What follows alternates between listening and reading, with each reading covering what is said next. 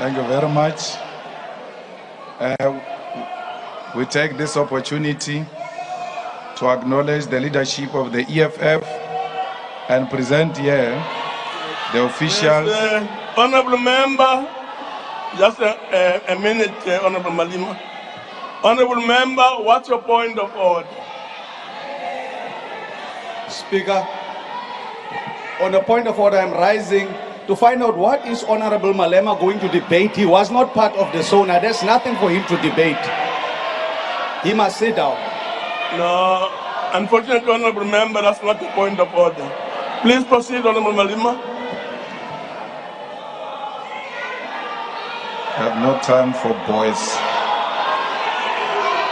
We take this opportunity to acknowledge the leadership of the EFF present here, the officials, commissars from the CCT, PCT, RCT, and BCT members, the ground forces of the uncompromising movement watching from all over the country and the continent, including the African diaspora, importantly, the people of South Africa.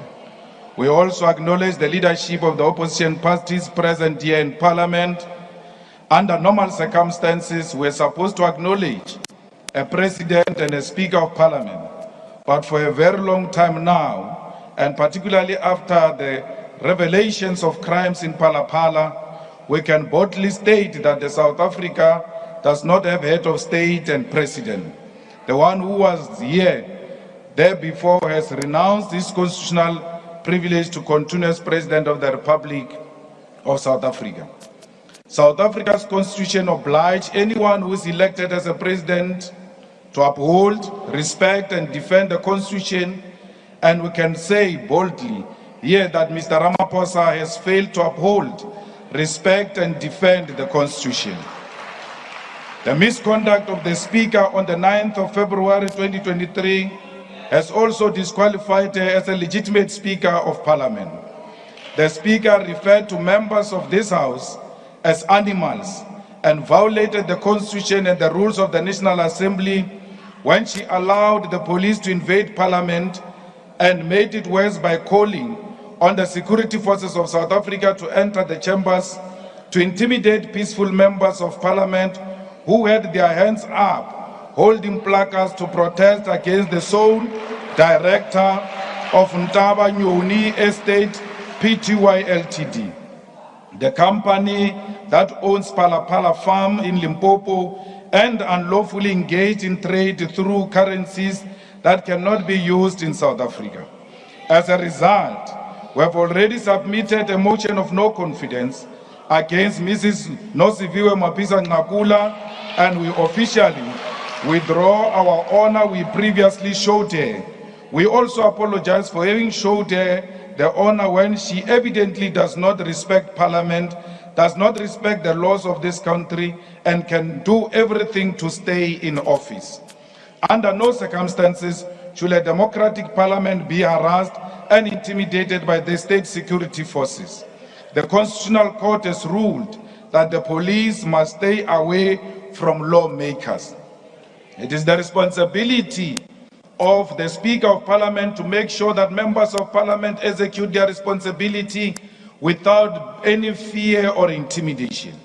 But once you usher in police inside the chambers, you are effectively saying and allowing the tyrant to intimidate and even possibly prosecute those who disagree with the tyrant. The police must never be allowed inside the chamber because that is where the executive is held accountable. And those who are in power, if they do not have answers, may be tempted to use the security forces to intimidate those who are holding them accountable. I've known the president of the ANC longer than many of you, and he has known me when I was very young. Under no circumstances will he ever be threatened by me, or can he feel that his life is under threat because Julius is next to him. I've been next to him before. Many of you joined the ANC, including the second Deputy Secretary General of the ANC. So there is no need for you to behave like you can protect him against the people who sit with him in the chamber and he does so without even having bodyguards, without being intimidated. The president himself said when he was playing golf the following day that he never felt intimidated, neither was he scared when he was in this parliament. So who are you saying? What are you saying? The people who use your own stomachs to think. The president has put you under the bus, those who said the president was under threat. He said himself was never under threat, neither was he intimidated. So what were the police doing here? They were here because the speaker has lost total control of this parliament, and that's why she must step down. We take this opportunity to pay tribute to fearless ground forces and volunteers who gathered 10 years ago in Uncle Tom's Hall and said economic freedom in our lifetime. The organization that you started 10 years ago is a force to be reckoned with and a fighting instrument in the hands of the people. Despite the fact that you, as ground forces of the EFF, defined the EFF to be, amongst other things, a protest movement, you also said we are a government in waiting. As we are talking here today, we are a government in the city of Johannesburg, where the EFF was founded. And the EFF is responsible for public safety and healthcare and social development.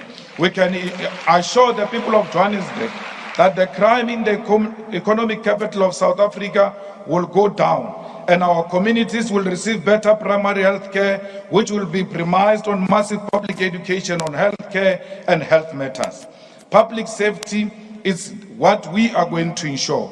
We will demonstrate to the people of Johannesburg that we will reduce the levels of contact crime, murder, robberies, car hijackings, assault with intention to do grievous bodily harm in all crime spots of Johannesburg, particularly Hillbrow, GP, Central Johannesburg, Orange Farm, Alexander, Ivory Park, Honeydew, and Midrand. We will not tolerate criminals anywhere in the city of Johannesburg. Our energy services must understand. Honorable Malema, just a minute. I see your hand is up, Honorable Member. Can I find out on what point are you rising? Thank you very much, Chair. I am rising on 14P. The honorable member on the podium have taken this very same house, have litigated the very same house, who have been schooled by him that the president have taken. No, you can howl. We have been schooled by that one. Listen, we have been schooled by that one. He told us that the president have taken parliament to court. Therefore, president cannot address this house. The very same thing have done it. He does not have any standing to address this house. He is a delinquent. He disrupts the house. Therefore, he must also not be allowed to address the house chair. Thank you very much. Thank you very much, Honorable Member. But that's not a point of order, unfortunately. Please proceed, Honorable Member. There is a difference between addressing and debating. Very thin line. I'm not addressing, I'm debating. We can assure the people of Johannesburg. Honorable Malema, I see there's another hand. Please sit for a minute. Honorable Member, please start off by indicating on what point of order are you rising? On what point are you rising? On what point? Chair, I'm raising on a point of order, quoting Article 14P, on the use of offensive languages by Honorable Julius Malema, who undermined the president and undermined the house by using offensive languages the last time. Now, before Makhoromeja continues to address, Makhoromeja must first apologize to the parliament, or he must not address, because we can't be addressed by Makhoromeja, who undermined this parliament. Thank you very much, Honorable Member. Honorable Members, can I really make a plea that when we rise on a point of order, it should really be a point of order. I'm not going to really allow any other person to make a speech in the pretext of raising a point of order. Please desist from doing so. Honorable Malema. Thank you very much.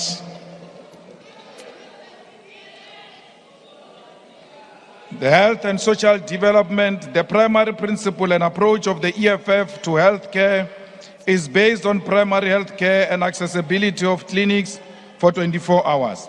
Each and every ward in the city of Johannesburg must have healthcare facility, whether it is a hospital, clinic, poly or mobile clinic. What primary healthcare means is that our nurses and departments of health as a whole must not wait for patients to come to them only when they are terminally ill and require expensive and sophisticated healthcare operations. Primary healthcare means that the Department of Health must perpetually and permanently raise awareness and conduct massive public education of essential preventative health issues confronting our communities. Our health department will work with schools, community forums, and community-based organizations to publicly educate our people on preventative healthcare measures. We will make sure that all the acting positions, both in public safety and in health and social development in Johannesburg, are filled so that we can give our people a proper service. The EFF remains the only dependable and reliable weapon for the total liberation of the working class and Africans here in South Africa, the African continent, and the African diaspora. Throughout the year, we'll be celebrating the 10 years existence of the EFF and preparing for a journey ahead.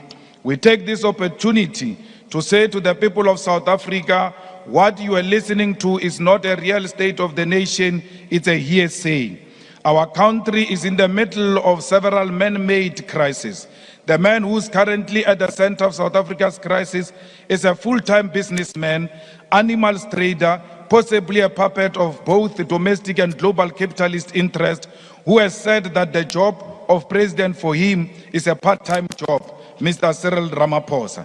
Let us start from the bottom. Despite many promises of universal access to early childhood development, millions of particularly black children in villages and townships have no access to early childhood development. What this means is that children of white people are born with strategic advantage and privilege over black children because white people's children start education before even turn 2 years old, while black children are only given access to education at the age of 5 and 6. And even when they go to school, these schools do not have the advanced technologies and teaching support system available for white children. This year will mark exactly 29 years since the first inclusive elections, yet we still have primary and secondary schools that use pit toilets, and we still have schools without electricity, without water, without access to basic necessities. The reality is that public education in South Africa has collapsed and has opened space for extremely expensive private schools which majority of our people cannot afford and cannot reach. In the year 2022, almost 1 million students wrote their senior certificate examination, matric, and yet there are less than 200,000 spaces available in universities of technology and universities because no one amongst those who are in government planned for the future of these students. In actual fact, there's been more than 4 million applications into institutions of higher learning when the spaces available are less than 200,000. Despite the former president of the ANC announcing fee-free higher education in 2019, there's still no free decolonized education in South Africa. Academically deserving yet poor students are being turned away from institutions of higher learning because of lack of money. Those who protest against fees are being shot and killed with no consequences, like fighter Madonsela was killed at the Durban University of Technology. There is still a shortage of more than 500,000 beds for students at TVET colleges, University of Technology and universities, and without decent and safe accommodations, students are subjected to high levels of crime, abuse, and often taken advantage of by different people. The South African government has neglected its obligation to create a safe and conducive teaching and learning environment for students. Those who sacrifice and go through endurance of finishing their students are often thrown into a very large section of the unemployed unemployment in South Africa.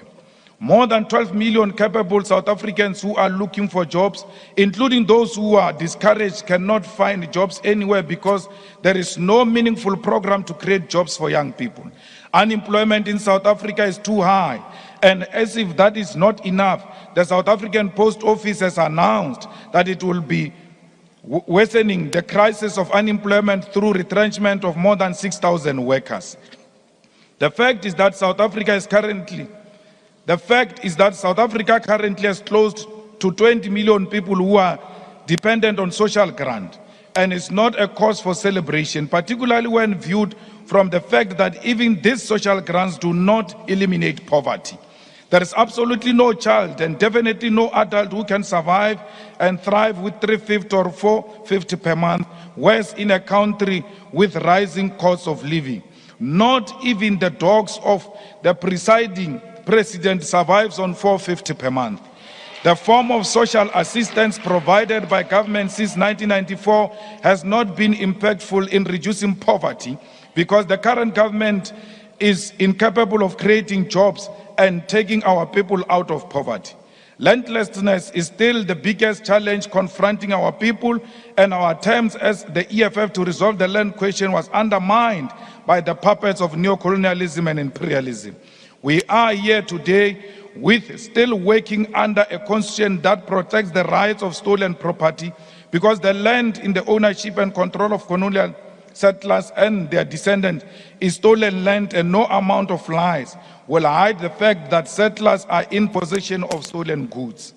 In the middle of landlessness, joblessness, and many crises that define South Africa, we have high levels of crime which are perpetuated by the fact that we have an incapable and unwilling police minister who has always shown up after the crimes and only pose for cameras. This leader has demonstrated that he has got nothing to offer except to project himself as a modern-day model. He is indeed a certified fool without any alternative to reducing crime in South Africa. We said before that the current leadership of the police is incapable, and we are firmly called for the removal of some of these imposters, and our cries fell on deaf ears.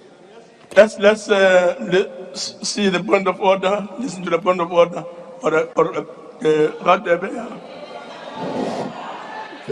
Thank you, Honorable Chairperson.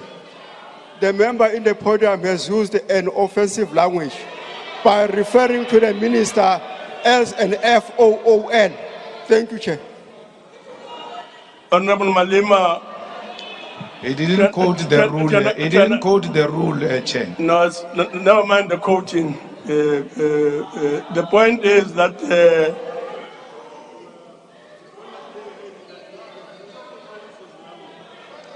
I can't hear you, Chair. Switch on. They wrote for you. Switch on. Honorable Malema, please behave. I can't hear. Please behave. But I said I can't hear. Please behave. I can't hear. Now, Honorable Malema, I'm calling upon you to withdraw the use of an offensive word, and that word is fool. I withdraw, Chair. Thank you We very have much. on several occasions called on the President to release the clever minister who has always shown up for cameras all the time there is a crime scene with an intention of arresting wrong people and mess up the crime scene and mess up the case. Today we speak, crime has gone very high in South Africa in all respect. We don't even want to talk about GBV. We don't want to talk about cash in transit haste. We don't want to talk about contact crime because the leadership of the police is in cahoots with the criminals. The only way we can be defeated in dealing with crime is only when the leadership of the police is working with criminals. The leadership of the police works with drug lords. The leadership of the police works with Nkabis. The leadership of the police is in the payroll of hitmen and women of this country. the leadership of the police actually planned the assassination of our deputy president, a matter that we brought to the attention of the president, that the minister was involved in the plot of killing the deputy president of the EFF. This is a matter that has been reported Honorable and has Malema, been confirmed. Honorable Malema, please take your seat. Honorable Khatebe, on what point are you rising? Chairperson, thank you, Honorable Chairperson. The member has cast aspersions on the minister without substantiating the fact. Yes. No, Rule 12 is very clear. Rule 12, Chair, is very clear that the rules of the NA applies in the joint sitting when the member of the NA is on the platform. So the member violated Rule 85 of the rules of NA. Thank you, Chair. Honorable Malema, I'm sure by now you know that if you are to make an allegation such as the one that we have made now, you need to have a substantive motion put in front of the House so that the matter can be thoroughly debated, considered and debated. So I'm asking you again to withdraw. I withdraw, Chair. Thank you very much. When the daughter of our former Secretary General was killed, it is the police of South Africa who went to the suspect and said to the suspect, put the name of Floyd Shivambu, that you worked with Floyd Shivambu to assassinate. Honorable Malema, just a minute. Honorable member, on what point are you rising? Thank you so much, House Chair. I'm rising on a point of privilege. House Chair, I want to address you and ask you a question on privilege.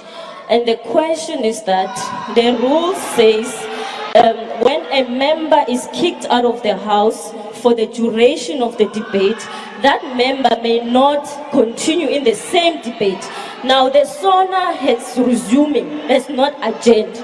Now the same member was kicked out of the sitting in the same debate. So I want to ask you, you can come back later and make a ruling around it. The question is that, is the member per the rules allowed to continue and participate in the debate when he was moved out of the debate? Thank you. Unfortunately, honorable member, that rule is not applicable.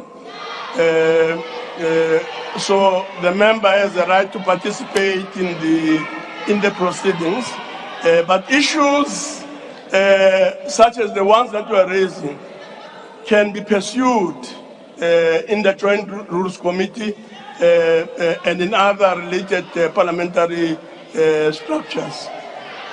Thank you very much. Please, Honorable Malema, please proceed. Thank you very much. The Deputy President of the EFF has been targeted by the leadership of the police, which was willing to connive with suspects and persuaded the suspects to put the name of the Deputy President of the EFF in the murder of our former Secretary General's daughter. When they refused after being beaten, a money has been offered to them to implicate the Deputy President of the EFF in the murder of our own daughter. Why do they do this? It is only known to them. But I'm using this example to demonstrate to you that the leadership of the police is working with criminals. And for as long as the leadership of the police is working with criminals, we will never defeat crime in this country. It is the responsibility of the so-called president to remove Honorable Begitele with immediate effect, because he has failed the people of South Africa. What happened to our artist, DJ Somebody, aka, will never get to know, because the police and higher echelons of the police are in cahoots with the criminal syndicate. We cannot fight crime well led by criminals. We must first get rid of criminals in order to defeat crime. May AKA's soul rest in peace and haunt all of these people who have made it so difficult for him to live long. Honorable Malema, Honorable Malema, don't you really think that it should be all the members, all the honorable members, all the honorable members. Now, Honorable Malema, don't you think it should be advisable that when you have to make such serious allegations, we stick to what the rules of Parliament provide for? In other words, that you come here with a motion and the motion gets debated so that indeed all the issues that you are related get considered and engaged by members of Parliament. Chair, I'm debating. When we stand up during the president's speech, we are told you raise that point in debate. When we raise the point in debate, something else is being said. It means we'll never contribute in this house. I'm not saying anything against anyone. I'm just telling you the fact that we ought to fight criminality in the police. And if the shoe fit, wear it, because it's the truth. Now you have established Minister of Electricity. We hope to see Minister of Trains. We hope to see Minister of Flights. We hope to see Minister of Dinner. We hope to see Minister of Potholes. We hope to see Minister of GBV. Because the reality is that, Mr. President, nothing is working under you. You are a man on top and doing nothing. And that is very irresponsible of a man to be on top and do nothing. The reality of the situation is that you went against the advice we gave you when you started as a president, that listen to your own organization. Your own organization has now said, put the ESCOM under energy. What did you do? You went to a separate kitchen cabinet and created a Ministry of Electricity, which doesn't derive from the resolutions of your own organization. A clear confirmation that there is a kitchen cabinet that exists in Stellenbosch and that dictates the direction this country must take. If you agree that ESCOM has failed to discharge its responsibility, ESCOM has always had a minister, and that is a minister of public enterprise. And if we need a separate minister, it means that minister has failed. Why are you so scared to remove an incompetent minister who has failed and collapsed everything in the state-owned, under state-owned enterprise?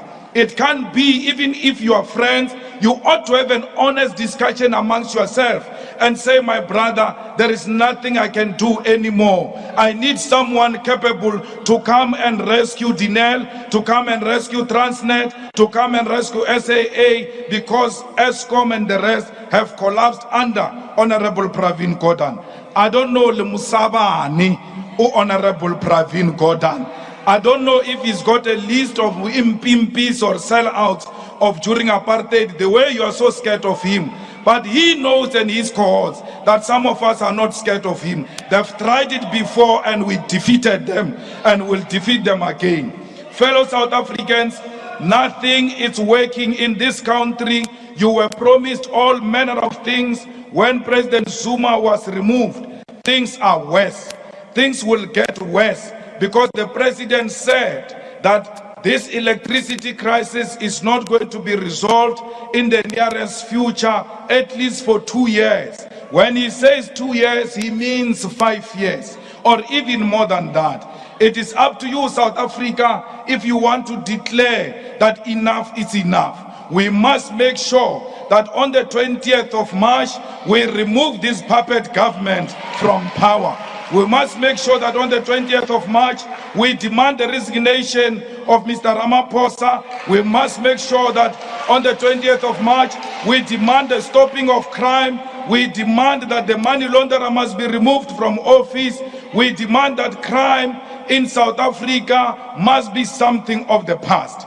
If you want employment and you are sitting at home in darkness without a hope, your future is in the EFF. Join the shutdown on the 20th of March when we bring South Africa to a standstill. Only cowards who are in the pockets of capital will be scared to come to the streets on the 20th of March. We tried here in Parliament, they used their majority to defend criminality. We tried in the court, they used the judiciary to defend their criminality. We are left with no option. The streets are calling our names. The picket lines are calling our names. And all South Africans, we look forward to seeing you on the 20th of March, 2023. Only the fearless will be on the streets and holding this puppet government accountable. We are not scared. Only Amagwala will go and beg the president that he must not resign. But all those who know that the president did nothing for this country, including himself, will encourage him to resign, because the president had already resigned. And once you have resigned and you are convinced by affection to stay, you must know that it is only the body that remains there. The conscience is gone, because the conscience is the one that wrote a letter. No amount of factionalism can bring back that conscience. I don't know what the deputy president, the former deputy president, is doing here. He allows them to use him against Paul Mashatile, but he knows that these people don't want him. They don't want you. Stop pretending that they want you. And former deputy president Didi Mabuza, please join the streets on the 20th of March. Honorable Malema, Honorable Malema, all of us, please let's go on the streets on the 20th of March. Patria muerte! Patria muerte! Patria muerte! Thank you very much. Honorable members, maybe we should proceed. We note that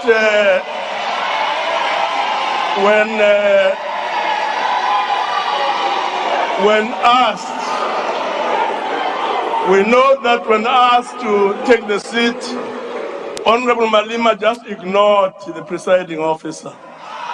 We note that. We note it because we may have to follow it up.